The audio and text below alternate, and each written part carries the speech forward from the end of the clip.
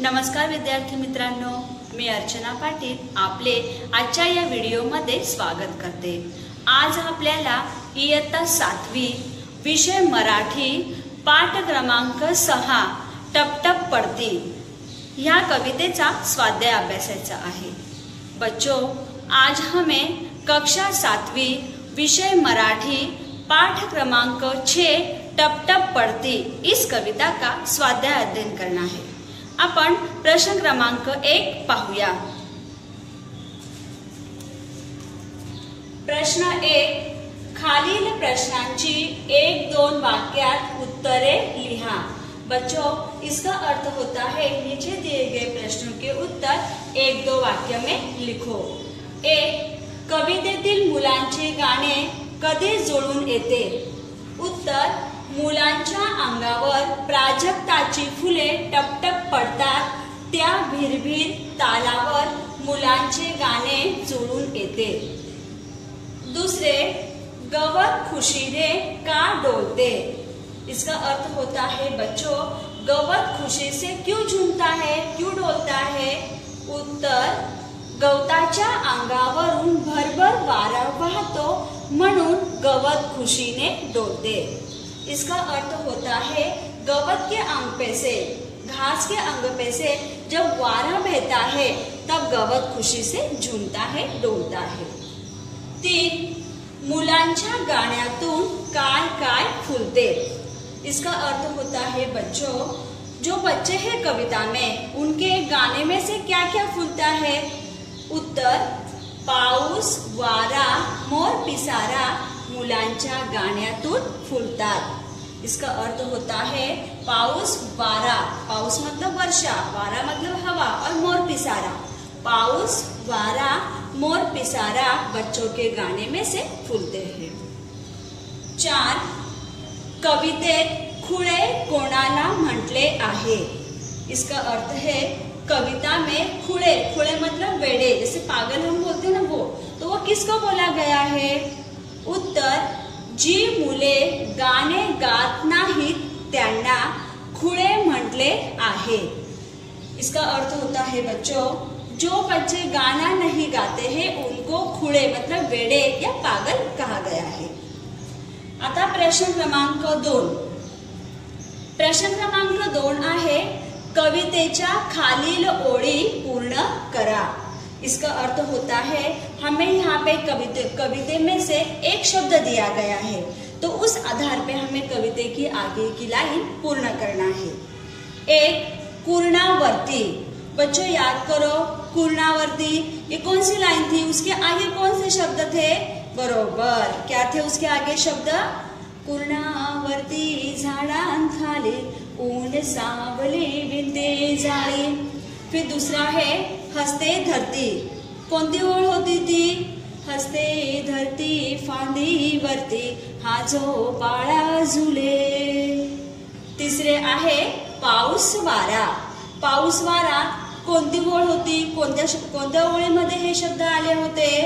बरोबर, पाऊस वारा मोर पिसारा या गाण्यातून फुले। इस तरह से आपको क्या करना है, ये दूसरा प्रश्न लिखना है। अब हम आगे देखते हैं। येथे प्रश्न क्रमांक 3 दिलेला आहे। मित्रांनो, हा प्रश्न क्रमांक 3 पाठ्यपुस्तकातील स्वाध्यायात नाही। असे प्रश्न तुम्हाला परीक्षेमध्ये विचारले जातात। जर आपण 10वीची प्रश्नपत्रिका पाहिली तर ती ह्या कृती स्वरूपामध्ये असते, मग तुम्हाला अशा प्रश्नांचा सराव व्हायला हवा म्हणून आपण येथे अशी प्रश्न घेतलेली आहे। बच्चों, ये जो प्रश्न क्रमांक 3 है ये हमारे स्वाध्याय में नहीं है, इसको हम एक्स्ट्रा ले रहे, इसीलिए हम इसको एक्स्ट्रा ले रहे। अगर आप 10th का क्वेश्चन पेपर हम देखते हैं तो 10th क्वेश्चन पेपर में कृति पत्रिका दी जाती है, मतलब इस तरह से हमें कृति दी जाती है, उसको हमें सॉल्व करना होता है, तो वो हमें आना चाहिए, उसका हमें सराव होना चाहिए। इसलिए हमने क्या किया है, यहाँ पे ये कृति को लिया है। मग आपला प्रश्न आहे आकृती पूर्ण करा, मतलब ये कृती हमें पूर्ण करना है। येथे पहिला आहे ऊन सावली इथे जाळी विणते। बघा, येथे प्रश्नावाला शब्द दिलेला नाही, जर आपण येथे प्रश्न तयार केला तर आपला प्रश्न तयार होतो, ऊन सावली कुठे जाळी विणते. आठवते का तुम्हाला? आठवलं?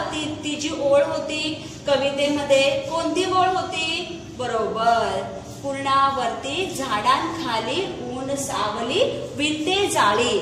म्हणजेच जाळी कुठे विणली जात होती? तर कुरणावरती आणि झाडाखाली. मग आपण येथे उत्तर लिहिले कुरणावरती झाडाखाली. दूसरे आहे आवाज. अब हमें आवाज का लिखना है. इथे दिलेले आहे प्राजक्ताच्या फुलांचा. मतलब प्राजक्ता के फूल का आवाज कैसा था? तो टप टप. तो हमने यहाँ पे लिखा है टप टप. दूसरे आहे वाऱ्याचा. वारे का आवाज कैसा दिया गया था कविता में? भिरभिर. तो हमने यहाँ पे लिखा है भिरभिर. म्हणजे अशा प्रकारे आपल्याला इथे कृती पूर्ण करायची असते. तिसरे आहे जुळजुळणारा. जुळजुळणारा कोण होता? वारा. तर आपण इथे लिहिले वारा. लुकलुकणारा. लुकलुकणारा कोण होता? तर तारा. मग आपण इथे लिहिले तारा. म्हणजे अशा प्रकारे इथे आपण ही कृती पूर्ण केली. आता इथे चौथी कृती दिलेली आहे गाणे. आता गाण्यामध्ये गाणारे आणि न गाणारे, म्हणजेच गाणारे कोण आहेत आणि न गाणारे कोण आहेत ते इथे आपल्याला लिहायचे आहे. गाणारे शहाणे आणि न गाणारे खुळे. तुम्हाला ओळ आठवते? गाणे गाती तेच शहाणे. तर गाणारे कोण होते? शहाणे आणि न गाणारे कोण होते? खुळे. म्हणजे असं आपल्याला कवितेच्या आधारावर ही कृती पूर्ण करायची असते. आता आपण पुढे पाहूया. आता येथे दिलेले आहे आपल्याला खेळूया शब्दांशी. यात आपल्याला अ दिलेला आहे टपटप. याप्रमाणे कवितेत आलेले नादानुकारी शब्द लिहा. म्हणजे कवितेत टपटप हा शब्द आलेला आहे, म्हणजे हा नादमय शब्द आहे. तसे शब्द आपल्याला कवितेतून शोधून लिहायचे आहेत. बच्चों, कविता में टपटप ये नादमय शब्द आया है, तो वैसे ही नादमय शब्द हमें यहाँ पर लिखना है. तो हमने यहाँ पे लिखा है भिरभिर, भरारा, जुळजुळ, लुकलुक. अशा प्रकारे इथे आपण नादमय शब्द लिहिले. अब हम आगे वाला प्रश्न देखते हैं. पुढे दिलेल्या अ गट व ब गट यामधील शब्दांचा योग्य सहसंबंध लावा. बच्चों, इसका अर्थ होता है यहाँ पे हमें अ गट दिया है और यहाँ पर हमें ब गट दिया है. तो हमें क्या करना है? अ गट का ब गट से संबंध लगाकर लिखना है. देखो यहाँ पे कौन कौन से शब्द दिए हैं अ गट में? हसरी, जुळजुळ, लुकलुक, फांदी. और ब गट में हमें शब्द दिए हैं वारा, तारा, झोपाड़ा, धरती. तो हमें क्या करना है? इसका संबंध अ गट का संबंध ब गट के से जोड़कर हमें यहाँ पे उत्तर में लिखना है. तो देखो पहला क्या है? हसरी. तो हसरी क्या थी कविता में? धरती. देखो बच्चों, हसरी का क्या थी कविता में? कौन थी? धरती. तो हसरी, धरती. तो हमने यहाँ पे उत्तर में लिखा है हसरी, धरती. तो इस तरह से हमें क्या करना है? लिखना है. पुढे दिलेले आहे जुळजुळ. जुळजुळ काय होते? बरोबर, जुळजुळ काय? वारा. तो हमने यहाँ पे लिखा है दूसरा जुळजुळ वारा. सबको समझ में आ रहा है? इस तरह से हमें ये लिखना है. तीसरे आहे लुकलुक. लुकलुक कोण करत होते? देखो यहाँ पे देखो लुकलुक. लुकलुक कौन करत होते? तारा. तो इस तरह से हमने यहाँ पे क्या किया है? अ गट का ब गट से संबंध जोड़ा है. लुकलुक, तारा. देखो हमने फिर यहाँ पे लिखा है लुकलुक, तारा. आता आपण पुढे पाहूया. आता आपला हा शब्द फांदी. फांदी. आता फांदीशी कोणाचा संबंध येतो? तर झोपाळा. देखो यहाँ पे दिया है झोपाळा. फांदी, झोपाळा. तो हमने यहाँ पे लिखा है फांदी, झोपाड़ा. तो इस तरह से हमने क्या किया है? अ गट का ब गट के साथ संबंध लगा के यहाँ पे हमने लिखा है. आपको भी ठीक उसी तरह से लिखना है. अब हम आगे वाला प्रश्न देखते हैं. खालील शब्दात लपलेले शब्द लिहा. याचा अर्थ होतो येथे आपल्याला शब्द दिलेले आहेत, त्या शब्दांमध्ये आणखीन शब्द लपलेले आहेत, म्हणजेच येथे एका शब्दापासून आपण अनेक शब्द तयार करू शकतो। मग याच्यामध्ये जे शब्द लपलेले आहेत ते शब्द येथे आपल्याला लिहायचे आहेत। बच्चों, इस प्रश्न का अर्थ क्या होता है? देखो, हमें यहाँ पे ये शब्द दिया गया है, तो इस शब्द में और भी शब्द छुपे हैं, तो हमें क्या करना है? उन शब्दों को लिखना है। देखो, यहाँ पे हमें एक उदाहरण दिया है मोर पिसारा। येथे आपल्याला एक उदाहरण दिलेले आहे मोर पिसारा। आता मोर पिसारा या शब्दामध्ये अनेक शब्द लपलेले आहेत, ते शब्द आपल्याला येथे लिहायचे आहेत। येथे आपण लिहिलेले आहे मोर। बघा इथे मोर, म्हणजेच काय की ह्या शब्दापासून मोर हा शब्द तयार झाला, तो आपण इथे लिहिला मोर। दुसरा आहे पिसारा, येथे पिसारा। मग अशा प्रकारे आपण येथे पिसारा हा शब्द तयार करून येथे लिहिला। पुढे आपण शब्द तयार करू शकतो पिसा, येथे आपण लिहिले पिसा। त्याच्या पुढे आपण शब्द तयार करू शकतो सार, मग आपण लिहिले सार। मग अशा प्रकारे येथे आपण सार लिहिले। पुढे दिलेले आहे सारा, सारा, म्हणजेच आपण मोर पिसारा या शब्दापासून मोर, पिसारा, पिसा, सार, सारा असे शब्द तयार केले। आता पुढे येथे आपल्याला एक दिलेले आहे पूर्णावर्ती। आता पूर्णावर्ती या शब्दापासून आपल्याला शब्द तयार करायचे आहेत, म्हणजेच पूर्णावर्तीमध्ये शब्द लपलेले आहेत, ते शब्द आपल्याला येथे लिहायचे आहेत। बच्चों, अभी हमें क्या करना है? पूर्णावर्ती इस शब्द के अंदर जो शब्द छुपे हैं उनको हमें यहाँ पर लिखना है। अगर हम ध्यान से देखेंगे तो हमें यहाँ पे शब्द मिलता है वर। देखो वर, हमने यहाँ पे लिखा है वर। वर का अर्थ क्या होता है? ऊपर, तो यहाँ पे आया वर। दूसरा देखो तीर, देखो हमने यहाँ पे लिखा है तीर। तीर म्हणजेच काय तर बाण, तो हमने यहाँ पे लिखा है तीर। त्याच्यानंतर आपण येथे शब्द तयार करतो रनावर, रनावर। देखो यहाँ पे हमने शब्द तयार किया रनावर। त्याच्यानंतर रनावरती, रनावरती। इस तरह से हमने यहाँ पे शब्द तयार किया है।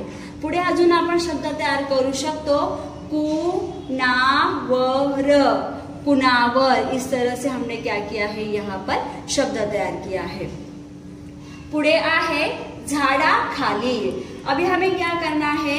झाडाखाली इस शब्द से शब्द तैयार करना है।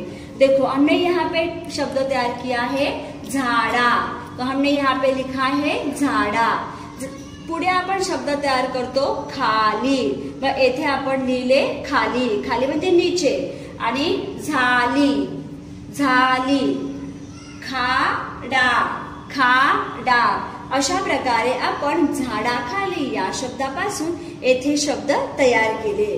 पुढे आहे ऊन सावली। आता आपण ऊन सावली या शब्दापासून शब्द तयार करूया। ऊन, येथे आपण लिहिले ऊन।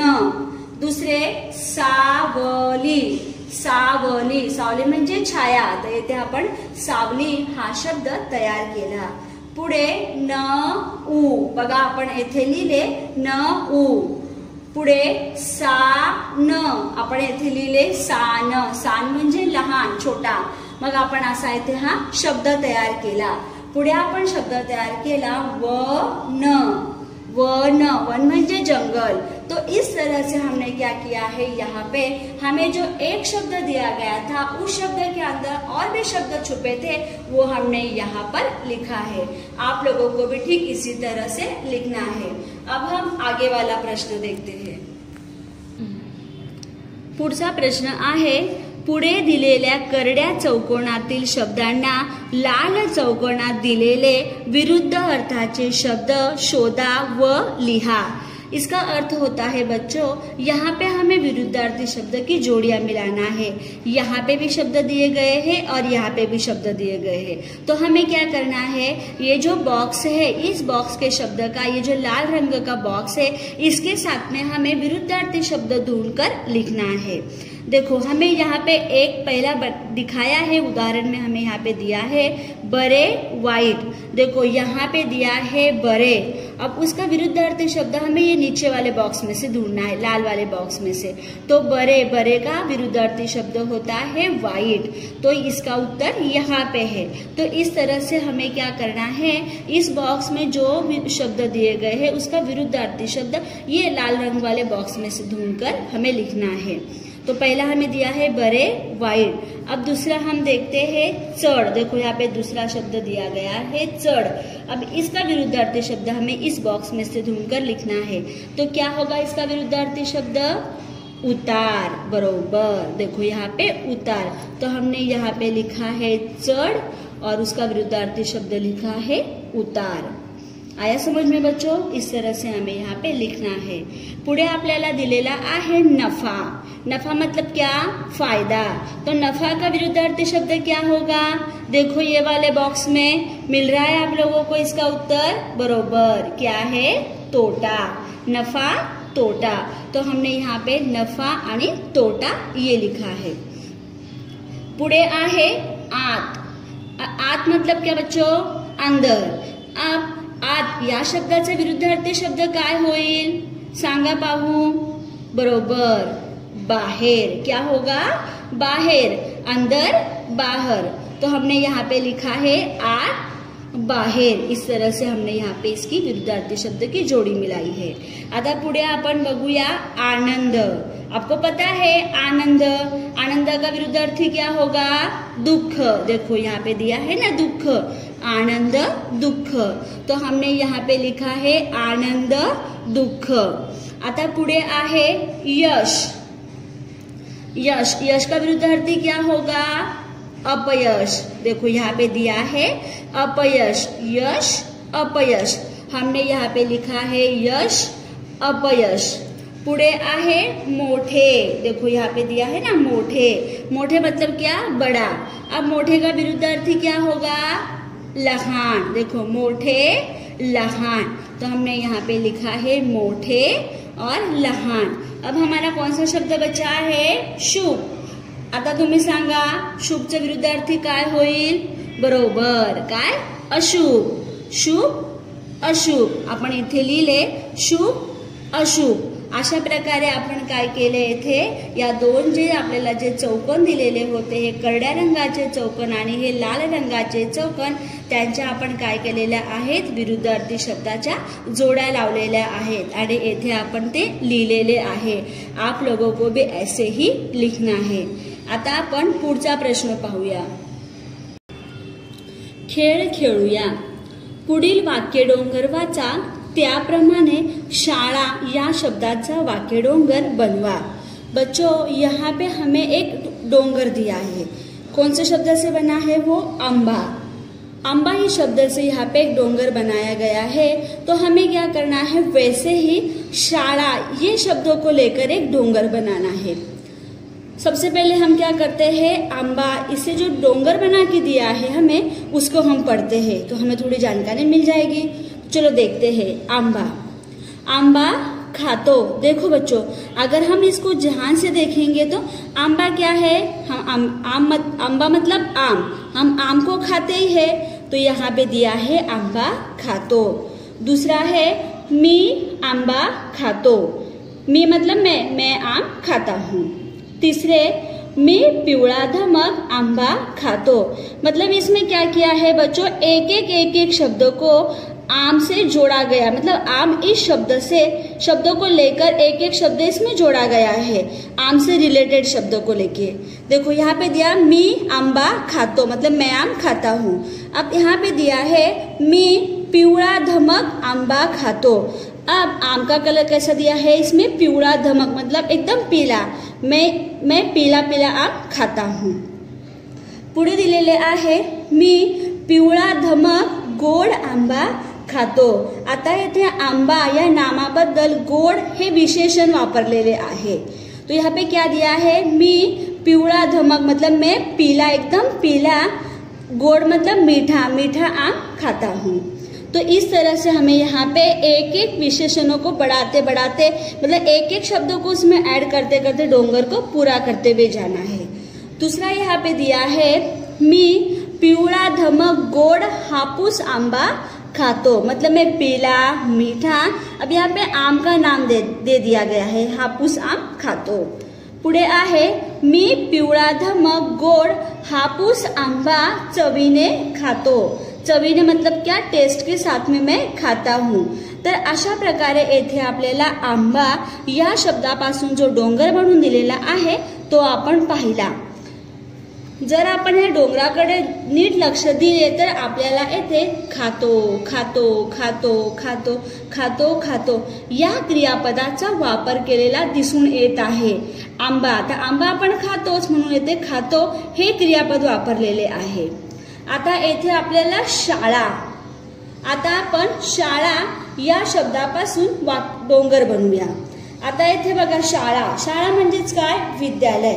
अब हम रोज विद्यालय जाते हैं, मतलब यहाँ पे कौन सी क्रिया होगी, जाने की। तर येथे आपण जातो हे क्रियापद वापरून हा डोंगर पूर्ण करूया। शाळा, शाळेत जातो। आया समझ में? जैसे ऊपर था आंबा खातो, वैसे यहाँ पे रहेगा शाळेत जातो।